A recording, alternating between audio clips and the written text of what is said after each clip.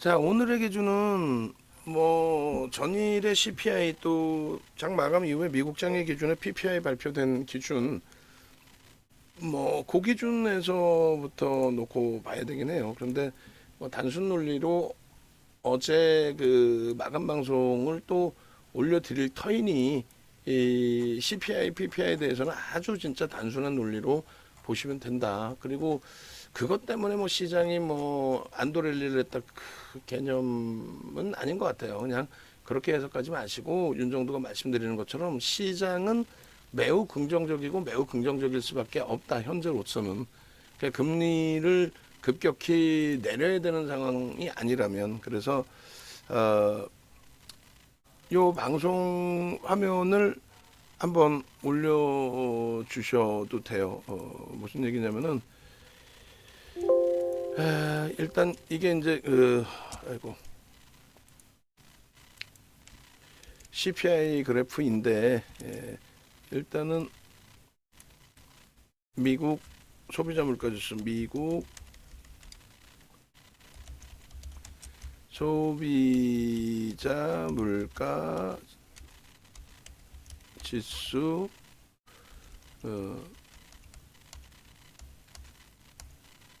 막대 그래프인 거죠. CPI 우리가 흔히 얘기하는 그렇게 해서 대략적으로 뭐 19년부터 해서 19년 몇 월입니까? 하나 둘셋넷 다섯 여섯 일곱 여덟이니까 4월 4, 5, 6, 7, 8, 9, 10, 11 5월부터네요. 그죠? 5월 05월부터 24년 4월까지의 소비자 물가지수 CPI입니다. 그래서 일단은 어제 이제 설명드렸으니까 깊이 있게 설명을 안 드리면 간단하게만 설명드리면 이 CPI가 PPI도 마찬가지로 PPI는 더 내려와 있어요. 생산자 물가지수는 더 내려와 있습니다. 저게 급격히 뭐 예전처럼 21년도에 대선 끝나고 대통령 당선인 또 대통령께서 미국의 뭐 바이든 대통령께서 2조 달러를 경기 부양책으로 쏟아붓겠다. 그러고 있는데 원래는 지표가 개선도 있었고 긴축을 해야 될 시점이었잖아요. 그러고 있는데 돈을 뿌려버리니까 기름을 끼얹은 거죠. 물가가 뭐 어마어마했죠. 돈 처음에 뿌려줄 때는 행복했죠. 또 글로벌 시장에서도 코로나19 사태에 대한 재난지원금 우리나라 같은 경우에 그 돈을 뭐 야당 여당 서로 경쟁적으로 뿌려야 된다 또 뿌리자 뿌린다 뿌려라 해가지고 뿌려줬기 때문에 부동산 거품이 나왔고 그리고 주식시장의 상상을 초월하는 거래대금 하루에 44조 지금 하루에 10조 수준이에요. 그 44조 거래가 터지면서 3,300포인트까지 끌어올려진 거고 그것이 이제 금리를 급격히 올리면서 이제 그 인플레이션을 잡아준 거예요. 잡혔잖아요. 그러니까 연준이 기대하고 있는 3% 미만까지 내려가기 위해서는 지표가 더 부정적이어야 된다는 거지. 부정적이어서 유동성이 아직도 풍부한 상태인데 지표가 좋다라는 거는 그만큼 경기가 긍정적이라는 해석이거든요. 그럼 소매 판매가 늘어나고 그러다 보면 인플레이션은 형성될 수밖에 없어요. 그게 이제 이 기준점에서 지금의 5.5%의 금리, 2000년 이후에 가장 높은 금리, 응? 그 앞전에 가장 높았던 게 2006년 6월 5.25%거든요. 그 5.5까지 지금도 올려놨는데 그렇게 올려놓으니까 4% 미만으로 이제 소비자 물가 지수는 내려온 거고 생산자 물가 지수는 지금 2% 1%인가요? 아니 굉장히 많이 낮아져 있어요. 근데 이게 이제 더 낮아지면 금리를 인하하겠다는 거예요. 그러니까 여기서는 금리를 인하를 못하는 게 인하를 해버리는 순간 지금도 좋은 지표가 지금 비농업 분야에 대한 고용 지표도 증가, 실업수당 청구도 감소, 실업률도 감소, 소매 판매 증가. 이런데 어떻게 나쁘냐고. 그러니까 그 해석도 뭐 조금 전에도 한번 말씀드렸는데 그 해석도 뭐 예를 들어서 금리 인하 안 하면은 이번에 뭐 강세를 띄었던 IT 종목군들 다 조종받겠네. 그런 정신 나간 해석이 어디 있어요? 여러분들이 해석하는 게 아니잖아요. 그 기사를 쓰는 분들의 기준에 능력이 안 되면 공부를 하든가 애널리스트 분들한테 물어보든가 해야 되는데 그 말 같지도 않은 그런 내용을 올린단 말이에요. 어? 고금리이기 때문에 IT와 성장주 그리고 위험자산의 비트코인 이런 애들이 공격적으로 시세가 나온 거죠. 물론 조달금리에 대한 우려감이 있어. 근데 조달금리가 불편하다. 그게 아직까지는 안 불편하잖아. AA 쪽에 금리가 어떻게 됐건 간에 야 직접적인 금리 내가 뭐 얼마 안 받을 테니까 아예 그냥 내가 투자할 테니까 그냥 막 중동자금 들어가고 뭐 소프트뱅크 쪽 자금 들어가고 쌩 난리가 나 있고 지금 다시 또 이야기 나온 게 뭐예요? MS에서 또 AI 관련해서 추가한다. 거기에 애플까지도 우리도 뭐 130조예요? 투자한다면 난리가 나 있는데 무슨 조달 금리를 앉아서 얘기하고 있냐고. 탁상에서 얘기하는 내용뿐이 안 되잖아요. 그러니까 결론은 고금리에서는 그냥 쉽게 생각하세요. 고금리, 지금 고금리가 형성이 됐죠. 이 고금리에서는 고금리가 형성되는 구간과 고금리 형성되는 구간과 또 고금리가 유지되는 구간에서는 랠리가 나온다. 누가 성장주의 위주에서 실적주와 성장주죠. 실적주와 성장주. 그래서 글로벌 시장에서도 뭐 오늘 뭐 원래 짧게 끝내야 되는 날인데 그냥 길게 나스닥 쪽의 기준도 놓고 보여드리면서 설명을 드리면 2000년 이후에 우리가 금리를 올린 그 시점을 논하게 되면요. 이걸 이렇게 보지 마시고 로그 차트로 보시는 게 나아요. 로그 차트라는 거는 이제 그 등락률, 퍼센테이지 등락률을 얘기하는데 일단은 로그 차트로 보시면은 2004년 6월부터 2006년 6월까지가 금리를 인상하던 시점입니다. 그리고 2007년 9월에 금리를 내려요. 이 고점이 언제냐면은 저 고점이 정확히 10월 달에 고점을 찍고 시장이 무너집니다. 여기가 금리 인상 시기, 그 다음에 금리 인하 시기가 금리를 딱 내린 시점이 여기 내리자마자 박살나죠. 제로 금리의 그 이하까지. 그래서 9.11 테러 나오고 나서 내렸던 금리가 3%까지 3%가 저점 금리였는데 그 전에는 그걸 1%까지 금리를 낮춘 거예요. 근데 그거 1%까지 낮춰서 이제 9.11 테러 때 방어를 했는데 그거는 금융 시스템의 붕괴가 아니라 테러잖아요. 일어나서는 안 될 일이긴 하지만 그것 때문에 무너진 거라서 회복이 사실은 빨랐어요. 빨랐고 제로 금리에서 양적 완화까지 이제 해주게 되면서 움직임이 나왔고요. 그 다음에 금리 인상은 언제 하게 되죠? 2015년 12월부터 금리 인상을 합니다. 2015년 12월부터 얼마에 9년 6개월 만에 금리를 인상한 거죠. 마지막 금리 인상 이후 9년 6개월 만에. 언제까지? 2018년 12월까지 금리 인상을 해요. 응? 그렇게 하면서 중간에 한번 이제 요 자락에서 이제 출렁거리고 무너진 거는 왜 무너졌어요? 예, 사실상 정치적인 논리에 의해서 금리를 인하했잖아요. 트럼프 대통령이 너무 악을 쓰고 금리 인하해야 된다 막 그 쌩 난리를 치고. 그러고 나서 이제 금리를 급격히 이때 리먼 때처럼 낮춘 게 아니라 금리 인하를 하는 과정 속에서 이런 흐름이 나오는 거죠. 9.11 테러. 죄송합니다. 사스. 죄송합니다. 코로나. 정신이 없어요, 이렇게. 그래서 금리를 낮추는 과정 속에서 이렇게 코로나가 발생이 돼서 이렇게 폭락이 나오고 상상을 초월하는 폭락이. 금리 인하 시점에. 그러니까 뭐 코로나 때문에 충격을 받았지만은 그 과정에서 경기가 급격히 둔화되잖아요. 생산도 위축되고. 그러면서 그냥 무너진 거지. 그러고 나서 이제 금리 인상 시기에 원래 긴축하던 시기 그다음에 인상 시기를 다 놓쳐서 오버슈팅 나왔던 부분에 대한 조정인 거예요. 예? 금리를 급격히 올려서 조정이 아니라 오버슈팅이 나오면서의 기준이 된 거죠. 그러니까 정확히 22년 그 1월 달이 글로벌 증시의 사상 최대치, 그러니까 뭐 S&P 500 지수나 이 나스닥 지수에다 해버렸네. 이 바보, 바보 같은 데서 다시 그려드릴게요. S&P 500 지금 깜짝 놀랐어. 왜냐면은 이제 22년 1월이 사상 최대치 고점이에요. S&P 500 지수가 그 당시 기준에. 나스닥은 11월이 고점이었거든. 그래서 저런 거를 뭐 우리 선거 있던 날, 총선 있던 날 저 모니터링 스피커 좀 조금만 줄이세요. 어? 저한테까지 들려버리면은 그 마이크 타고 또 들어간다고 이쪽에. 좀만 줄여주세요.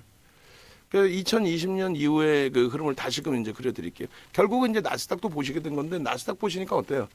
나스닥 보시니까 결국은 나스닥의 그 흐름 기준,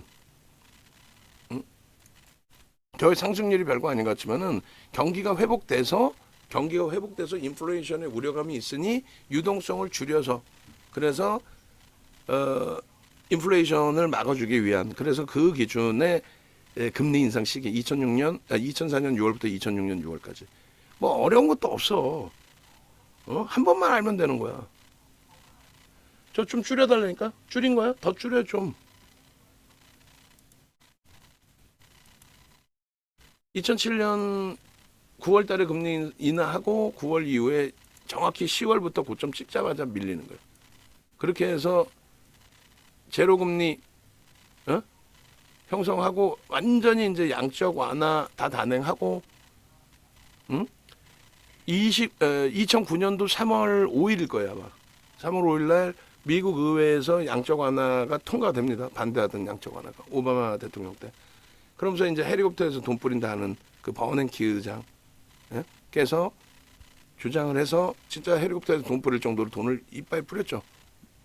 어마어마하게 상상을 초월하게. 그러니까 윤정도는 얘기했어. 금융시장 붕괴돼서 깨진 이 흐름 대비 되돌림의 흐름은 더 강할 것이다. 돈이 넘쳐났기 때문에. 그래서 제로금리 속에 양적 완화 속에 살아났잖아요. 경기가 살아나면 어떻게 돼? 금리를 올려야지. 왜요? 왜 올리는 거야? 인플레이션 우려감 때문에 올리는 거죠. 그죠? 그래서 2015년 12월부터 2018년 12월까지 금리를 올린다니까요. 마지막 자락에 이제 금리를 내려야 된다. 내려라. 악을 쓰니까 저렇게 흘러간 거고 그 다음이 코로나19 시국인데 그 직전에 금리를 내리고 있었고 코로나19 때 급격히 금리를 내렸어. 이러면 뭐가 돼요? 윤정도가 악을 썼잖아 저 당시에. 어마어마한 기회입니다 여러분. 어마어마한 기회니까 시장에서 너무 공포감 때문에 도망가실 거 아니면은 진짜 강력한 매수 그다음 주력주를 꽉 채워야 되는 위치. 우리 이번에도 지난해 9월 10월 시장 조정 나올 때 어떻게 했어요? 11월 달 포트에 하이닉스를 55%를 채워버리죠. 왜? 시장이 돌린다 하면은 굉장히 강력하게 주력주가 주도주가 올라가서 지수가 땡겨지는 거지. 예? 아니 개풀이나 무슨 뭐 이수페타시스가 상한가 같다고 지수가 돌려지나? 아니잖아요. 그런 개념의 기준을 명확히 하셔야 돼요. 그러고 나서 이제 금리를 올려야 되던 시점에서 금리를 못 올리죠. 왜 못 올렸어요? 금융의 금융 시스템의 문제, 그러니까 리먼 브러스의 사태가 아니고 사실은 미국의 서브프라임 모기지론, 주택담보 모기지론 기준에 프라임 80%, RTA 10%, 서브프라임 10%. 그러니까 1금융, 2금융, 3금융이라고 생각하시면 돼요. 근데 그런 기준점에서 3금융권자들에게 뭐 1억짜리 집을 500만 원만 있으면 집을 한 채를 살 수 있도록 9,500을 대출해 줘 버린 거예요. 그렇게 해서 여러 사람이 집을 사니까 수요에 의한 주택 가격의 강세.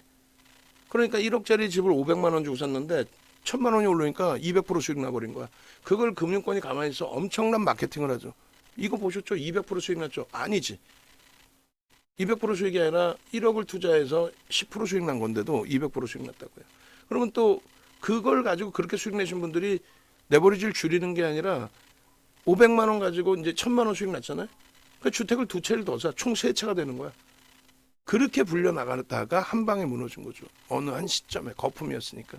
그게 금융 시스템이 붕괴된 거고. 그죠? 그리고 그 다음 금리 인상 시기 이후에 무너졌던 거는 코로나19는 무조건 100% 여기서는 강하게 대처해야 된다. 왜냐하면 무조건 각국의 중앙정부와 중앙은행이 경기 부양책을 내놓을 것이다. 돈을 뿌리겠다는 거지. 지표는 일시적으로 충격을 받은 거일 뿐인데. 근데 뭐 이 당시에 시장에서 뭐라 그랬어요? 무슨 좀비가 세상을 지배할 것처럼 이상한 얘기들을 많이 했죠. 그러면서 시장은 무조건 2천 깨진다까지. 윤정도 혼자만 악을 쓰고 주력주 비중 꽉꽉 채우고 강력하게.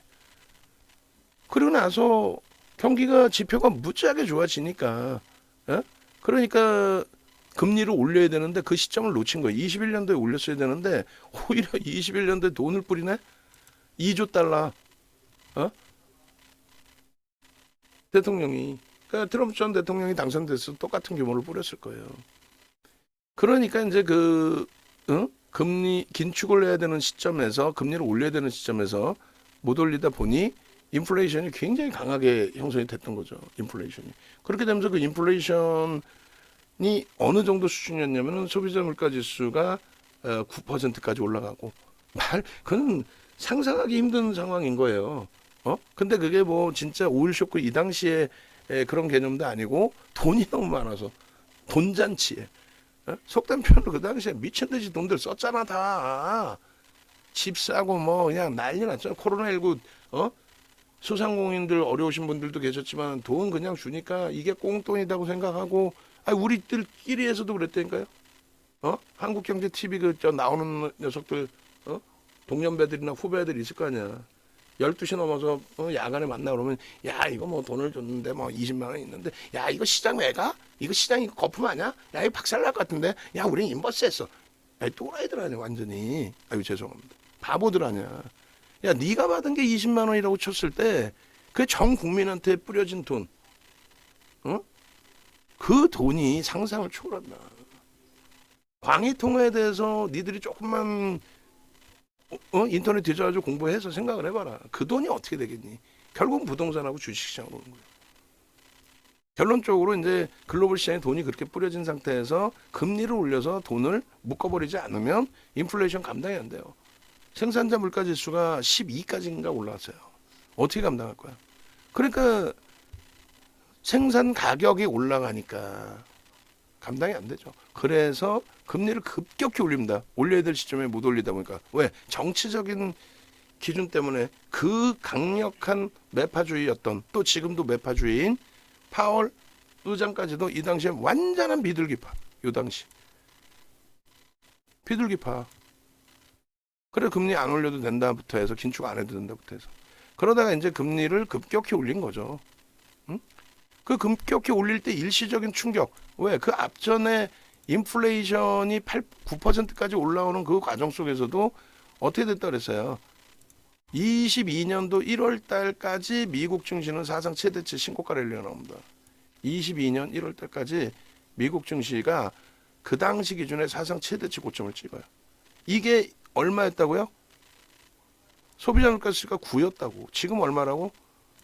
4가 안 돼요. 3%대예요. 굉장히 많이 낮아진 거예요. 왜요? 금리 올렸잖아.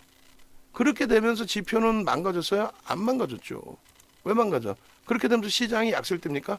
금리 올린 이 시점 기준에 시장이 망가져 있어요? 안 망가져 있죠. 이때와 마찬가지로 추가적인 랠리가 나오고 있죠. 이때와 마찬가지로 금리 정점 이후에 추가적인 랠리가 나오고 있죠. 금리 인하해달라고 악쓰고 있는데 금리 인하했다가 어떻게 돼요? 박살 나는 거야. 속된 표현으로 개박살 나는 거야. 이때는 사스가 겹쳐지긴 했지만, 이해되세요? 금리가 지금 최고점의 금리이면서 그 기준에 비트코인이 우리나라 김치 프리미엄인가? 비트코인이 1억을 넘겼잖아요. 금리를 낮춰서 넘겼습니까? 아니잖아. 근데 금리 인하 가능성이 한 달 뒤로 밀렸어요. 어쨌어요 하면은 비트코인이 일부 조정을 받죠. 그럼 뭐라 그래요? 이거 금리 인하할 줄 알았는데 안 해가지고 비트코인이 위험 자산은 고금리에서 움직인다니까 왜 자꾸 똑같은 얘기를 하게. 제발 좀 그런 기준을 인식하시면 되는데 그게 인식하시기 어렵다. 윤정두하고 함께 하시는 방법밖에 없는 거지. 그러니까 이제 환율 얘기하려다가 이제 금리가 돼버렸어요. 이제 환율 얘기하다가. 그러니까 어제도 지금 CPI 잘라놨는데 깜빡하고 이걸 안 넣어주셨는데 오늘 이런 내용들 다 이렇게 넣어주셔야 되는 거야 PPT에. 그러니까 금리 부분하고 시장의 추이 추세하고, 누가 다 잡아와. 진짜. 무슨 공중파에 나오는 경제 평론가, 경제 평론가라는 게 어딨어. 어디 이상한 젊은 애 하나 불러다 놓고 경제 평론가로 뭐 어떤 자격증이 있는 것도 아니고 그런 애 불러다가 아니 정부가 뭐 하는 거예요? 왜 한당국에 지금 원화가 약세를 떠가지고 우리나라 시장이 못 가? 걔는 작년부터 그 친구는 작년부터 시장 약세장으로 봤어요. 왜? 지표가 뭐 개판이고 뭐 금리를 인하를 안 하고 근데 그 이후에 시장이 약세입니까? 우리나라뿐만 아니라 글로벌 증시가 약세예요? 이번에도 똑같은 얘기를 하고 있는 거야. 환율에 대해서. 그 환율 인덱스 그거 못 찾았어요? 옛날 거? 어? 옛날 거? 달러 인덱스에 대해서. 달러 인덱스라는 거는 6개 통화에 대한 평균치예요. 그래서 유로화, 그다음에 엔화, 캐나다 달러, 그다음에 스위스 프랑, 그다음에 영국의 파운드, 그다음에 덴마크인가? 스웨덴인가? 그게 마지막 화폐가 헷갈려. 그 이제 GDP 비율로 그 기준을 나눠요. 그러니까 이제 그 비중이 가장 높은 게 이제 유로화가 가장 높겠죠. 그래서 뭐 여러분들이 이렇게 검색만 해보셔도 돼요. 달러 인덱스 이거 표 작업해 주세요. 옛날 거 못 찾겠으면. 그 야간 근무자 그렇게 해서 달러 인덱스 검색만 하시면 나옵니다. 아주 자세하게 나와요. 이거 하나도 안 읽어보고 방송 나와서 엉뚱한 소리하고 헛소리하고 아니 달러 인덱스 그게 그렇게 어렵나? 달러 인덱스가? 그 달러 인덱스라는 거는 방금 말씀드린 것처럼 6개 통화에 대해서 지표화해서 지수화해서 설정을 잡아놓은 거예요. 아주 뭐 자세하게 나오는 게 있는데 비중까지 해가지고 표 작업까지 싹 해놓은 게 있단 말이에요. 이렇게 지식백과나 이런 데 들어가 보시면. 그래서 여기 그냥 이렇게 있다. 이걸로 보시면 되죠. 그래서 6개국의 통화 가치에 대한 부분에 대해서 뭐 가중평균을 이용해 계산해서 이에 뭐 가중치를 줘서 어쩌고저쩌고 그 내용인 거예요. 그러니까 유로화하고 그래서 유로화의 기준이 유로국을 다 묶어놓은 거 아니에요. 유럽을. 그러니까 57.6%인 거야. 그리고 파운드. 영국의 파운드화가 11.9고 그 다음에 일본의 엔화의 기준이에요. 그리고 캐나다 달러, 스웨덴 크로나, 스웨덴이네. 예? 스위스 프랑. 이렇게 돼 있는데 예를 들면 이거 표 작업하세요 제대로. 그러니까 예를 들면은 요 표 작업하실 때 그 이런 내용이다 객관적 내용하고 두 번째 기준은 요 그 비중 2017년 현재. 근데 지금 현재 기준의 비중도 있을 거야 아마도. 지금 올해 기준의 비중도. 뭐 검색하면 되겠지. 2024년 달러 인덱스 뭐 비중 가중치 비중 뭐 이렇게 하든. 근데 그거 찾는데 또 몇 시간 걸리면 아예 하지 말고 5분 정도에 그냥 찾을 것 같으면 그렇게만 하고. 결론은 잘 생각해 보세요. 유럽 친구들한테는 유럽에 사는 그러니까 유럽의 입장에서는 미국이 뭐예요? 막내 동생뿐이 안 돼. 우리나라나 지금 세뇌가 돼 있어서 미국 큰형님 그러지. 뭔 큰형님이야. 걔네들한테 막내 동생뿐이 안 되지. 예? 그잖아요. 중동 국가에서는 미국을 좋아해? 안 좋아해. 우리는 어릴 때부터 세뇌를 당한 거고. 결론은 미국의 정책의 기준이 잡혀요. 그러니까 보수 정부든 아니면은 뭐 진보 정부든 뭐 민주당, 미국의 민주당이나 공화당이 집권할 때에 그 대통령의 성향도 포함되겠지만은 일반적으로 강달러 기조를 선호합니다. 누가? 민주당이요. 그래서 실리콘밸리 그 당시에도 강달러 기조 그렇게 되면서 야 모든 자금 미국에 투자해 실리콘밸리에 투자해 뭐 이런 식으로 모든 자금은 미국으로 와야 돼 뭐 그런 기조도 있고 그리고 약달러 기조를 선호하는 정책을 피는 공화당의 기준 그게 이제 100% 그렇게 가지는 않아요. 그 뭐 국제 정세 상황이나 뭐 여러 가지에 따라서 달라질 수밖에 없겠죠. 근데 미국은 GDP의 70%가 소비예요. 그러니까 수입이 주란 말이에요. 그죠? 수출이 굉장히 작아요, 사실은. 달러를 찍어서 먹고 산다 표현하잖아요. 그 달러를 찍는 게 아니라 채권을 찍어서 채권 팔아 먹고 사는 국가가 미국이란 말이에요.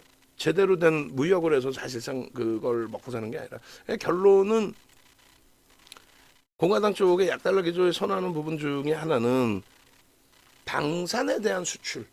공식적인 정치적 후원이 방산 쪽에서 나오죠. 또 에너지. 그러다 보니까 아버지 부시 아들 부시 때 전쟁이 나는 거예요. 전쟁을 만들어서 내잖아요. 아버지 부시 아들 부시 때 걸프전 이라크전. 그렇게 되면서 아주 나쁜 친구들인 거죠. 중동 입장에서 보면. 쿠웨이트인가요? 후세인? 사담 후세인? 어떻게 따지면 우리나라에 독재 시절에 대통령이 없을 수도 있는 거야. 잡아다 그냥 사형을 시켰는지 뭐를 했는지 그 웃을 일도 아니고 슬픈 일이죠. 응? 그렇게 하면서 왜 그런 전쟁을 일으켜요? 미국이 나서서 여러 이유가 있겠지만은 결론은 방산과 에너지 사업 부분을 장악을 한 거죠. 우리나라에도 패트리어 미사일 팔고 우리나라인데. 그래서 결론은 미국이 무조건 뭐 좋은 국가고 이런 개념이 아니에요. 그리고 약달러, 강달러 기조도 각 정부 성향과 시장 상황에 따라서 일부 이제 달라지긴 하는데 어쨌든 이번 정부에서는 어마어마한 강달러를 기준을 가져간 거예요. 지금 달러 인덱스가 106이에요. 가중치를 100으로 설정해서 진행을 했는데 100을 넘긴 적이 별로 없었어요. 근데 지금 달러 인덱스가 106입니다. 106. 106을 형성하면서 초강세 달러를 형성하는데 여기서 여러분들이 하나 잘 생각하셔야 될 게 있어요. 저것도 몇 차례 기존에 계셨던 분들 교육을 해드렸고 오늘 장중에 올려드렸던 내용 예 고생하셨습니다. 찐 선생님. 올려드렸던 내용의 기준에 설정이 또 들어가 있는데 무슨 말이냐면은 잘 보세요. 달러가 강세를 띠기 위해서는 유로화 대비해서 강세를 띠면 가장 편해. 이해되세요? 달러가 강세를 띠기 위해서는 유로화 대비해서 강세를 띠면은 아주 편합니다. 그죠? 자, 달러 인덱스를 한번 보시면 이렇게 돼 있어요. 역대 달러 인덱스의 기준이. 2016년 최대치로 한번 볼까요? 최대치. 아주 옛날 이런 기준도 있었지만은 2000년도 이후의 기준점만 좀 이걸 땡기는 방법이 어디 있을까? 땡기는 방법이 없나? 땡기는 방법이 없으면은 조금 줄일까? 5년치? 5년치는 너무 또 그런데 한번 다시 봅시다. 최대치 캔들 선 최대치. 자, 어찌됐든 요 지금의 그 달러의 수준은 2000년도에 이때 당시의 달러 수준. 그러니까 2000년 이후에 이렇게 약세를 떴던 부분에 2005년인가? 6년? 2008년? 리먼 터지고 나서 그때는 어마어마한 약달러였죠. 그렇게 해서 뭐라 그랬어요? 일본이 안전자산이라고 표현했잖아. 그죠? 일본이 안전자산이어서 강달러를 간다. 아니야, 무슨 풀 뜯어먹는 소리야. 지금 일본이 안전자산이 아닌가? 지수가 4,000포인트, 우리나라 지수로 환산하면 4,000포인트를 넘겼는데요. 결론은 각 그 정부의 정책 성향에 맞게 움직이는 건데 그 부분에 대해서는 그 성향까지 또 말씀드리면 길고 그냥 간단하게만 그러면 그 정리를 해서 다시 한번 말씀을 드리면 이렇게 보시면 돼요. 잠시만요. 다시 요 차트도 잘라야 되니까 이런 거 차트 보시는 거 여기저기 찾아보시면 굉장히 많아요. 어렵지도 않아. 쉽게 볼 수 있는 기준이란 말이죠. 그렇게 해서 월봉 기준에 5년치 그 이상으로 볼까? 최대? 네, 오케이. 최대에서 여기서 이것도 이렇게 자릅시다. 이제 잘라가지고 그러니까 역사적으로 그렇게 많지는 않습니다. 이때가 역사적으로 언제가 될까요? 1985년이야. 85년. 1985년도 저 잘라놓을게요. 이렇게 해서 이제 이걸 차트를 이제 가져갈 겁니다. 그래서 역사적으로 보실 때 이제 지금 현재가의 줄이 쫙 거져 있는데 역사적으로 보실 때 달러 인덱스가 100이든 혹은 지금의 위치를 넘어섰을 때가 전체 기간에서 제한적이죠. 전체 기간에서 제한적이었고 그다음에 제한적이든 많든 적든 다 떠나가지고 지금 뭐 저게 이제 정상이라고 한다 할지라도 뭐 어찌됐건 하여간에 뭐가 됐든 지금 이제 설명하고자 하는 내용은 결론은 우리나라 이제 원화에 대해서 얘기 때문에 그런 거 아니에요. 우리나라 원화가 약세를 떼서 이거 정부가 나서 외환 방어를 해야지 뭐부터 해서 원화가 이렇게 약세를 떼는데 어떻게 시장이 가냐고라고 해서 아니 시장이 왜 못 가? 수출주 대박이지 초대박이지. 예? 근데 그런 논리의 한쪽 방향만 볼 수는 없어. 자, 다시 따져드립니다. 잘 생각하시면 돼요. 유로화의 비중이 얼마나 그랬어요? 57이라고 가정을 했을 때, 그러면 유로화 대비 강세를 띄면 그냥 끝나는 거야. 안 그래요? 달러가 유로화 대비 강세를 띄면 끝나는 거야. 근데 유럽 애들이 가만히 있겠냐고. 니들 마음대로 환율 조작해? 이렇게 나오지. 미국 얘네들이 얼마나 이런 얘기하면 정치적인 색깔인가? 하이 못돼 먹었다고요. 못돼 먹은 게 얼마나 우리나라한테도 못되게 구냐면은 우리나라뿐만 아니라 중국한테도 너무너무 못되게 굴죠. 우리는 언론이 통제돼서 뭐 그런지 모르겠지만 미국과 중국하고 있을 때 무조건 막 미국 편을 들어야 되는 그런 분위기도 조성을 하잖아. 아니야. 중국이 미국 채권을 가장 많이 갖고 있습니다. 응? 외환 보유고 최상위 10위 안에 우리나라가 들어가 있어요. 그죠? 10위 안에 들어가 있는데 그 10위 안에 들어가 있는 나라가 대부분이 중국, 일본, 사우디, 스위스, 대만, 한국 뭐 이런 국가들이에요. 왜 외환 보유고 세계 10위 안에 들어가 있는 국가들 중에 우리나라도 포함되어 있는데 잘 생각해 보시면 미국의 우방국입니다. 대부분. 중국하고 맨날 싸워요. 겉으로 싸우는 거지. 중국하고 뭘 싸워? 뭐 전쟁했어? 서로가 윈윈 전략을 가잖아요. 중국은 만든 제품 미국에 다 수출하고 미국은 소비가 70%니까 그 저가 상품들을 다 사서 국민들에게 줘야 경기가 유지가 되고 그리고 미국의 기준에서 외환 보유고가 세계 10위 안에 들어온다. 그 내용이 뭐냐면 외환을 가지고 있는 게 아니에요. 채권을 갖고 있는 거죠. 미국 채권부터 뭐 유럽 채권부터. 근데 미국 채권의 비중이 상당히 높죠. 지금 많이 이제 뭐 조절을 하긴 합니다만 우리나라도 미국 채권, 그러니까 미국이 채권을 찍어서 먹고 사는데 그 미국 채권들을 가지고 있는 게 유럽이나 뭐 영국은 별도로 또 이렇게 잡혀 있으니까 영국이나 이런 데가 굉장히 많이 갖고 있는 게 아니라 중국이 1위, 2위가 아마 일본인가 그럴걸요. 일본? 사우디인가? 그 순서 뒤지면 조금처럼 전처럼 검색하면 나와. 중국, 사우디, 일본, 우리나라, 대만, 스위스 뭐 이런 쪽이 다 갖고 있어요. 그럼에도 불구하고 미국은 환율 관찰 대상국 혹은 환율 조작국 이따구로 지정을 해. 우리나라를 포함해서 중국 외환 보유고 최상위 국가들한테 건방지게 환율 관찰 대상국을 설정을 해요. 어찌됐든. 그러면서 유로한테는 꼼짝 못하죠. 어떻게 해? 막내 동생이 어디다 까불어. 영국에도 꼼짝 못하죠.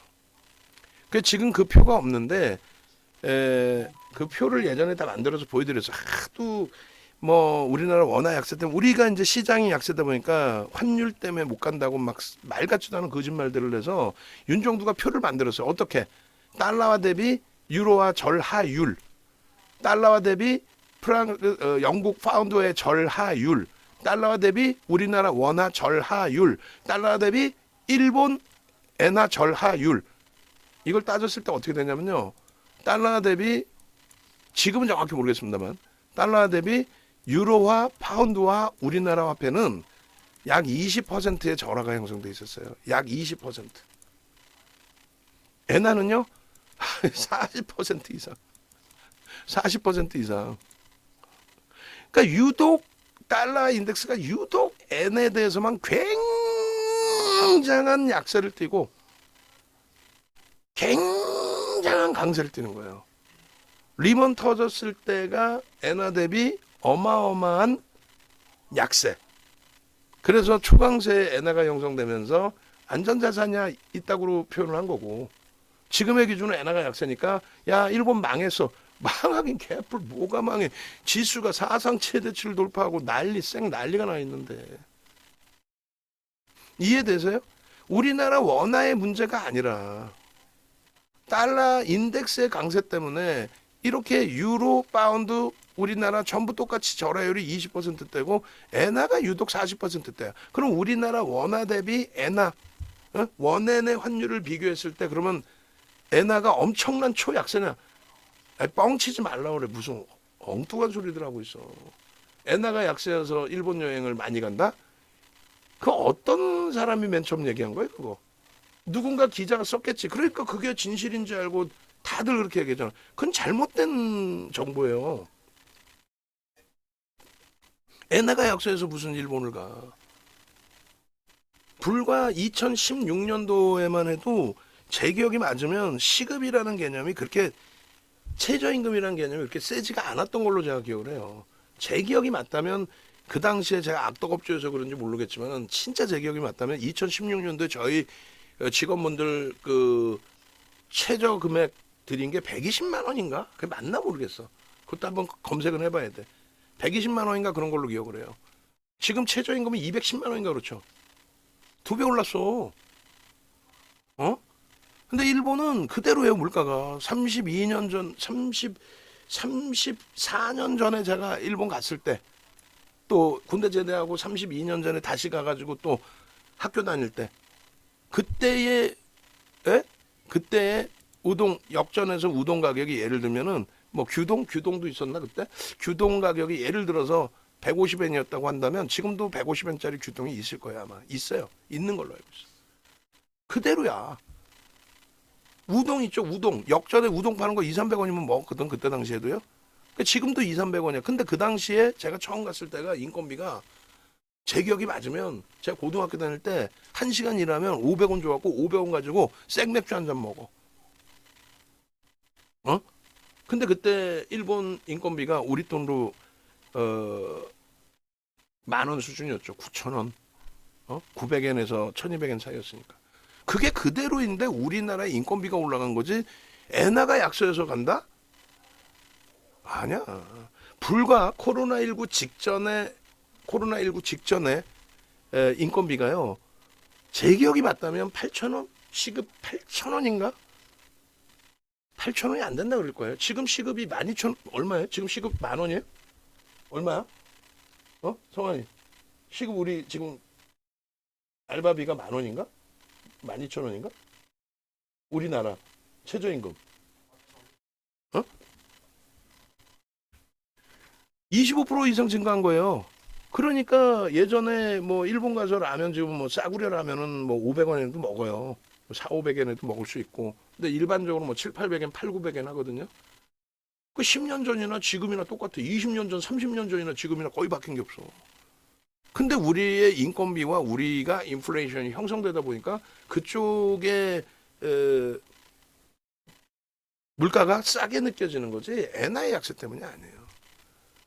근데 방송 나와서 무슨 경제 평론가가 어디서 평론가가 교수 경제학 박사면 박사인 거고 이 기준이지. 방송 나와서 엄한 소리를 하고 있는 거야. 엔화 약세에 대해서 뭐 국력이 떨어져서 그렇다 경기가 안 좋아서 그거 아닙니다. 그래서 그 논리 이야기를 그냥 여러분들이 그냥 이렇게 들으시면은 에이 거짓말쟁이 윤정도 또 거짓말해요. 검증도 안 돼요. 그럴까봐 보여드리는데 차트 보시면은 원래 짧게 하고 금요일은 좀 쉬어야 되는데 참 큰일이네. 예? 자 원달러 환율 봅시다. 원달러 환율을 보실 때 이렇게 돼 있는데 이때도 이걸 얘기하면 말이 많아지는데 저거는요. 예를 들어서 지금도 뭐 영화가 있어요. 국가부도의 날 뭐 해가지고 그래가지고 제가 볼 땐 그건 정치색이 좀 있는 거야. 왜 그러냐면 아니 지금도 그걸 믿으세요? IMF가 우리가 외환장고가 없어서 정치하시는 분들이 또 그 당시에 정부가 잘못해서 IMF가 발생이 된 거예요? 진짜 그거는 일반 국민들 우롱하는 쇠뇌시키는 내용인 거죠. IMF는 아시는 것처럼 롱텀 캐피탈 매니지먼트 사태,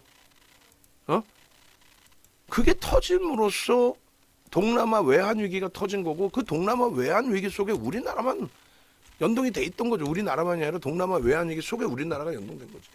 그러면은 그러면은 예를 들어서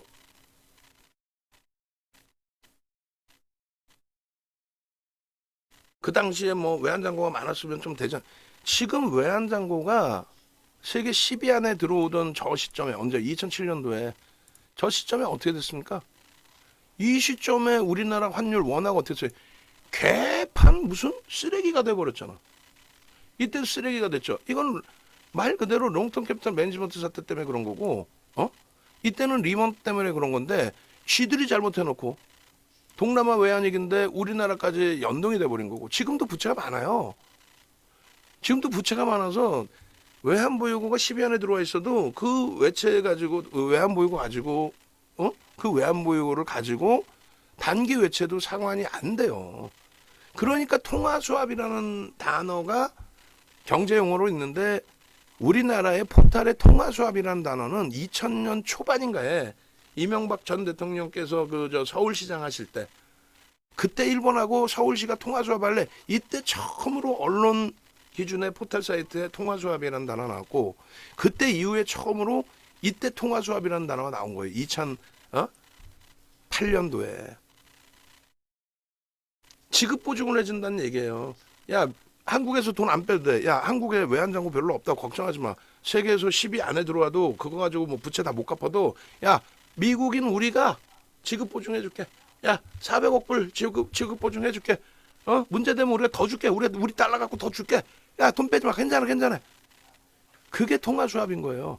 그 동네 창피하게 미국이 해주니까 미국이 용인해 주니까 그 다음에 막말로 창피하게 중국에 위안화 수합 받아오고 일본 가서 동네 창피하게 일본 엔화 수합 받아온 거예요. 제가 예전에 강의를 할 때 어떤 말씀을 드렸냐면은 외환보유고가 아니라 환율에 대해서 여러분들이 주의하셔야 될 환율은 1200원대를 넘기면 조금 조심하세요. 야 이거 봐라 환율 이거 봐라 이렇게 생각하세요 라고 말씀드렸어요. 1200원대를 넘기면.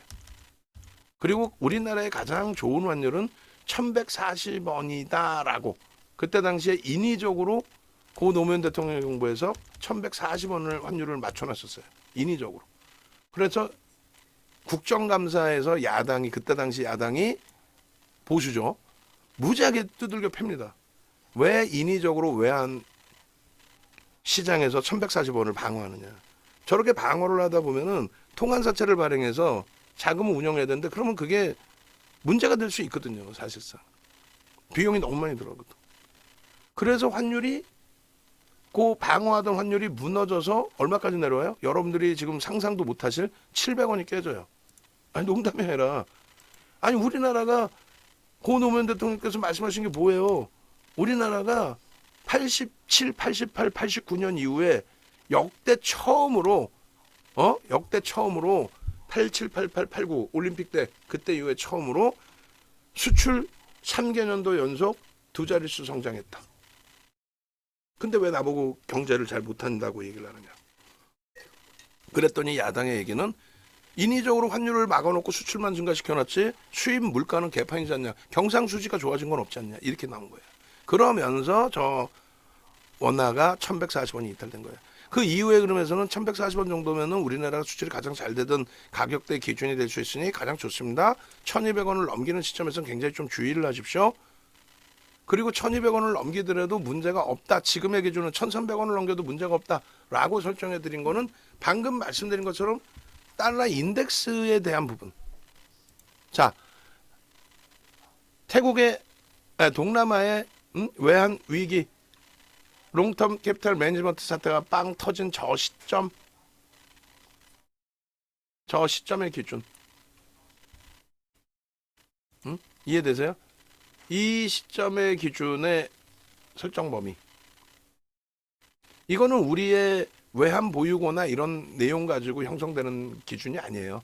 외환 보유고 이때도 10위 안에 들어와 있었어도 똑같이 문제가 됐을 거고 말 그대로 원화 가치가 이제 거의 뭐 휴지 쪼가리 된 상태. 물론 진짜 외환보유고 10위 안에 들어와 있었던 상황이라면은 오히려 좀 방어가 됐을 수도 있었겠지만 그 다음에 이게 카드론 사태인가요? 저도 정확히 기억은 안 나는데 응? 또 9.11 테러 기준? 하여간에 그리고 2008년도에 우리의 의지하고 상관없이 리먼 브라더스 터지면서 외환보유고 세계 10인데 박살났어요. 이런 게 위험하다는 거예요. 글로벌 시장의 흐름이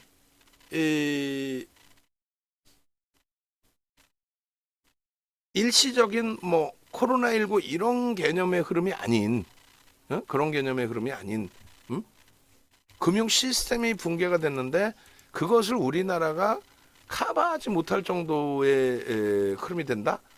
그런 문제들이 발생하면은 뭐 우리나라 자력으로 어떻게 해볼 수가 없는 뭐 외환장고라도 많으면 그나마 위안이 될 수도 있겠지만 해볼 수가 없는 상황이 돼버리는. 어찌됐든 간에 이 당시의 기준에 동네 창피하게 어떤 상황이 된 거예요? 사고는 미국 애들이 쳤는데 지들끼리 IB 5대 IB 베어치선스 5위 4위 리먼 브러더스 둘 다 망했죠. 3위 메릴린치가 뱅크 오브 아메리카로 피인수되는 겁니다. 그리고 2위 골드만삭스 살아남았고 1위 모건 스탠리. 5대 IB들 중에 3개가 날아간 거예요. 지들이 잘못해서. 왜? 과도한 레버리지를 주면서 그 이자 받아먹고 자기들은 행복해하고 그런 사이에 금융시장 자체가 골마 터져서 그 레버리지 때문에 붕괴가 된 거죠. 근데 그렇게 돼서 자금시장이 전 세계적으로 경색되다 보니 우리나라에서도 돈을 빼야 돼. 그러니까 돈을 빼야 되는데 불안한 거야. 이걸 조금만 뺄까 생각했더니 이거 한국이 돈 달라고 그랬더니 달러 갖고 있는 것도 없고 원화를 찍어서 주겠다고 하면 이거 머리 아프고 그러니까 막 서로 빼가려고 하는 그런 기준? 그래가지고 부랴부랴 미국하고 협상하고 강만수 전 재경무 장관께서 경제부총리께서 미국 가서 돈만 뭐 수합해가지고 돈만 잘 받으면 되는데 거기서 또 니들 신용평가기관들 피치 이런 녀석들이 말이야 감히 우리나라를 건드려 그랬다가 돌아오는 비행기 안에서 바로 은행 신용등급 박살나버렸죠. 어찌됐든 저 흐름은 문제가 되는 흐름이에요. 금융시장의 붕괴 또 우리나라의 뭐 자력으로 어떻게 해볼 수 없는 상황 다행히 통화 수합돼서 안정화된 기준. 근데 그 다음 범위에 1,200원이 넘어갔을 때에 뭐 이러한 흐름에서 잠깐 이거 뭐지? 라는 생각이 있었다면 저도 이거는 까먹었어요. 왜 움직였었는지. 근데 여기는 뭐예요? 방금 여태까지 설명드린 것처럼 이건 뭐예요? 저거는 아무 상관없는 거야. 뭐가? 우리나라가 문제가 있어서 원화가 약세를 띈다는 거에 문제가 되는 건 딱 하나입니다. 원화가 약세를 띈데 문제가 되는 거는 원화 가치의 훼손. 우리나라 원화가 쓰레기가 되는구나. 원화 가치의 훼손 때문에. 만약에 막말로 말도 안 되게 전쟁 났어. 우리나라 원화 가치의 훼손 돼 안 돼? 휴지지 그냥. 응? 이해되세요?